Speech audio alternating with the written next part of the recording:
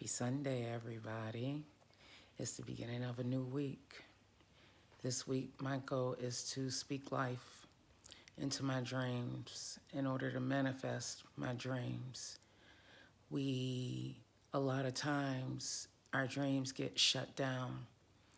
And when our dreams get shut down, you may have a conversation with somebody and you may just talk to them about an idea you have, a dream you have, and it's immediately shut down. Or they'll try and, tell you, how are you going to do that? Or, anything that's negative instead of breathing positivity into your dream for you.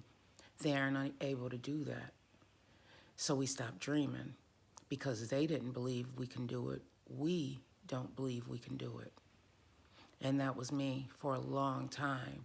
I would have a conversation with someone and, just ideas that I had. And because they weren't receiving what I had to say and feeding back into me the positivity to, yeah, go ahead and go for your dreams, I, I, I just shut it down. But I'm not doing that anymore. And I challenge you to not do that. If you have a dream, breathe life into it. You probably know people. I know so many people who have skills that they just aren't using. These are gifts. And for so long, I would just be like, dang, I wish I could do hair, or I wish I could cook like that. Bomb hairstyles. But because they don't realize that that's their gift, they aren't doing anything with it. That's a gift you have. Everybody cannot do hair. I had 3 girls and I had to pay someone to do their hair. And the people, I can't think of one of them today that's doing that as a way of providing for themselves, and that's their gift. I wish it was that easy, and it's not easy. I wish that I knew what my gift was back then. I'm only now realizing my gift. I know someone who can cook her butt off. I tell you, her mom was a bomb cook. Oh my God, this girl, her tuna salad, I would always tell her, girl, we need to package this tuna salad up and put it on the shelf somewhere. She will take little small pickles, the little jerkin pickles, cut them up real fine. Not the sweet relish you buy and you dump it in the tuna salad. No, that's not what her mom did. And that's not what she does. She makes the best tuna salad ever. And I just wish she realized her greatness. That is her gift. She can cook her butt off. But unfortunately, I say when I make it, I'm going to get a restaurant and she's going to head it up. That's going to be my gift. But in the meantime, as I'm preparing myself to acknowledge my gift to society, I'm developing my gift because this is my gift. This is my gift. My gift is to breathe life into people who feel as though they can't make it, who have let adversity break them down and they feel like they can't get back up. That's my gift. I'm going to be a motivational speaker. It's going to take me some time because it's a process. It's a process. And I'm developing my skills. I'm going to go to these seminars. I have to invest in myself if I want to fulfill my greatness. I have to invest in myself. So I'm setting aside money every month that's going to go towards my dream, whether it be investing in my platform here on Instagram and Facebook, or going to these seminars like Gary Vaynerchuk is actually coming here to Chicago, and Tony Robbins is part of the seminar. He's one of the motivational speakers that I love to listen to. Gary is phenomenal. If you can take away the side that he curses a lot, you'll get a lot out of what he has to say. He's just keeping it real with you. Gary V is his Instagram handle, and Les Brown. who was definitely one of my, oh, I love Les Brown. I can't wait to hear him speak. He's coming in May. My nephew tagged me too. I didn't even know he was coming here to Chicago. This is how God works. Once you put into the galaxy, the universe, what you want to do, those things will find their way to you. My nephew tagged me to a post, and I don't really, I get notifications on Instagram if someone tags me to it. On I'm sorry, Facebook, and he tagged me to it, and I was like, oh my God, I can't even believe Les Brown, because I have been going on his page for months, trying to figure out when he's coming to Chicago, but he'll be here, I think, May 14th. I'll be there. I'll be there. I'm going to develop these skills because I know this is my gift. It took me a long time to figure out what my gift was, but my adversity and my willingness to make it, to not just lay down and get beat up and just take it anymore, not to let the things that happen to me determine my future. And that's what I want you to realize, that those things that happen to you is not a determination of who you can be.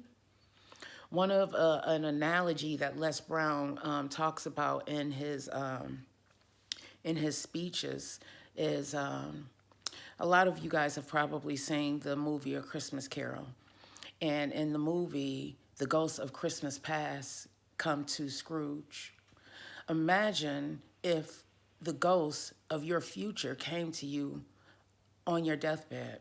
This is the analogy that he talks about. And when it was one of them aha moments, it was like one of them moments like, wow, what if that happened?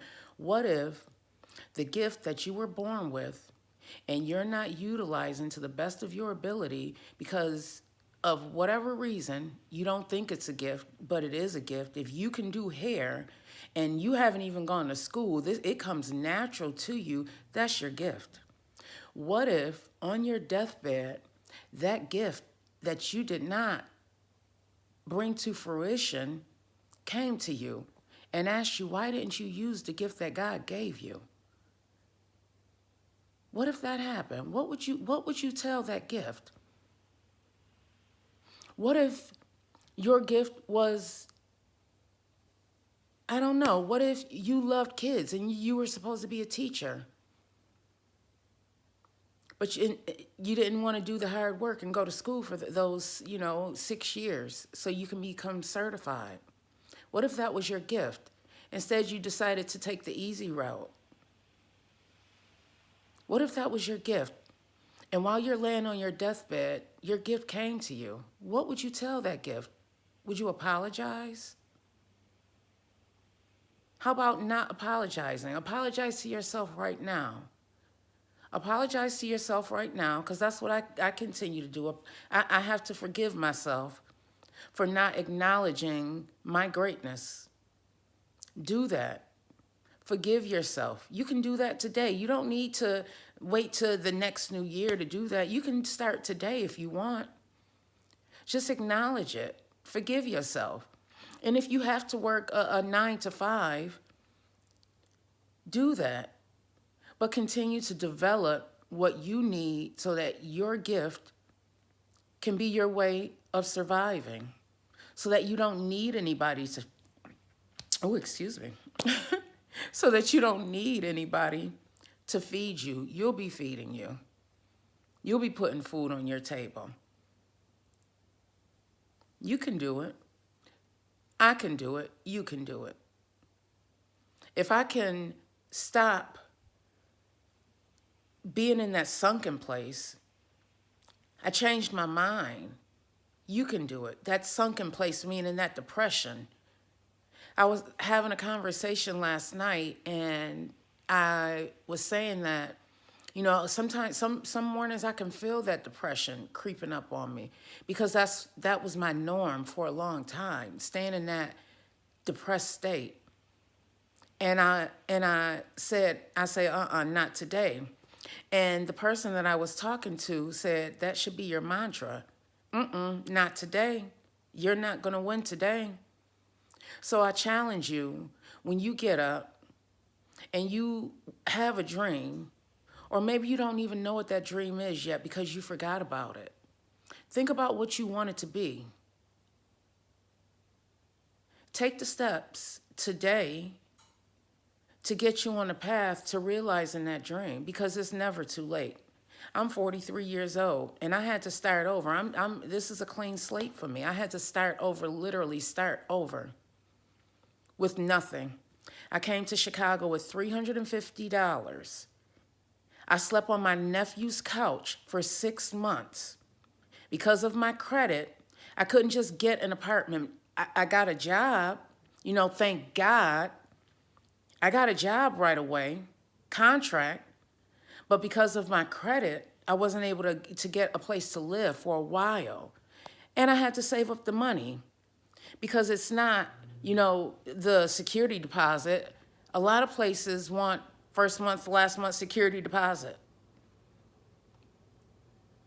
You have to be ready for all of that. I had to be ready for all of that. I'm starting over. I'm starting over. I had to have an air mattress. Found my furniture on the Facebook Marketplace. Thank God. Clean slate. It's never too late.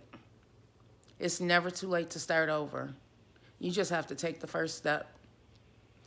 Like I always say, let my life be, my testimony be a tool for you to use in order to realize that you can start over. The things that happen to you do not need to determine your future, your outcome. You can determine your future. When you do nothing to propel yourself forward, you're letting everything that happened to you that was bad and all the naysayers that want you to fail, that they can't see you succeeding because they aren't succeeding, you're letting them win. Remember that as you go through your week. Today is Sunday. As you go through your week, think about everything that's been held against you. Think about all the adversity that you have had to go through from, I don't care if it's the minute you were born. One of my closest friends, she was a coworker, and I look up to her. She's so inspirational to me. I call her my big sister. I remember she told me that she was in foster care, and because, her mom had some issues, and because of that adversity, it made her want to push even harder. She didn't let that adversity of what she had been going through as a young girl and as a teenager deter her dreams. Teenage mom. But she inspired me so much because I saw her single mom. She was a teenage mom, such as I was, but she was making it. She was working her butt off so that her kids can have a better future. And I still admire her to this day. I look at her because she decided she didn't want to have anybody feed her. She wanted to be an entrepreneur. And that's what she became. She started developing her skills so that she can work for herself. And that's what you have to do. You have to take heed to the gift that God gave you and make the decision. Make the decision to propel your life forward and start developing your skills. I hope you guys have a wonderful week. Remember, let go of any negativity. If someone starts bringing it to you, just shut them down. I rebuke you. I rebuke you. You can live in your heaven right now. Your heaven can be right here on earth. You can climb up out of that hell if you want to. That's what I had to do. I climbed up out of my hell. And right now I am living in my heaven right here on earth. And heaven is going to just get greater. I declare it's just going to get greater as I develop myself and develop my skills. It's just going to be even greater. So that when I'm laying on my deathbed and those ghosts come to me, they'll be patting me on the back and applauding me because I decided to adhere to the gift that God gave me when he breathed life into my body. And that's what I challenge you to do this week. You got a gift, use your gift. If you have to do a 9-to-5 while developing your gift, do it. Because we all have to put food on our table in the meantime, and it's a process. It's not going to happen overnight. But if you have a gift, I don't care what it is. You can be the best cook. You can be the best doggone. There's a Really Rich for Real on my Instagram, who bomb. He's such a great artist, and he does custom shoes. Phenomenal. He knows his gift. That whole family, his sister is a makeup artist. I admire them. I'm like, wow, these people are, listen, if you got it, you got that gift, you know what that gift is, you better start developing. Start developing your gift. I'm signing off. I got to do some studying, as you guys know, if you follow me. Have a wonderful week. Have a grateful Sunday, and love you.